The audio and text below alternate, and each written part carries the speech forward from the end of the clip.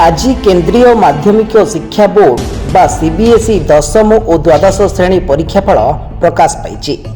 ओडिशा रे चलित वर्ष मध्य पुओं को पछरे पकाई अधिक प्रतिशत झील दशम और द्वादश परीक्षा कृतकार्य होइछन्ति। ओडिशा रे दशम परीक्षा रे मोट 1,30,163 जन छात्र छात्री पास करिसेंति।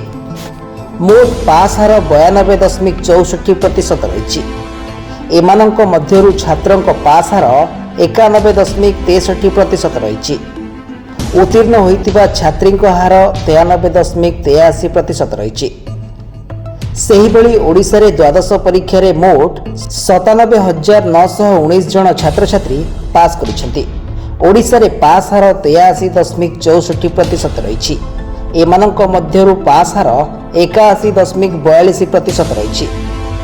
एमानंक संख्या हला 51,949।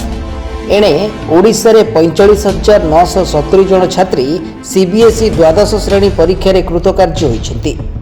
उत्तीर्ण होइतिबा छात्रंक हार 86.30% रही। एथर परीक्षा भल होइतिबारु छात्र छात्री माने खुशी जाहिर करिसेंति। सूचनायोग्य चलित वर्ष सीबीएसई द्वादश श्रेणी रे सारा भारत में 17,88,000 परीक्षार्थी परीक्षा देथिले। ब्यूरो रिपोर्ट सर्वसाधारण न्यूज।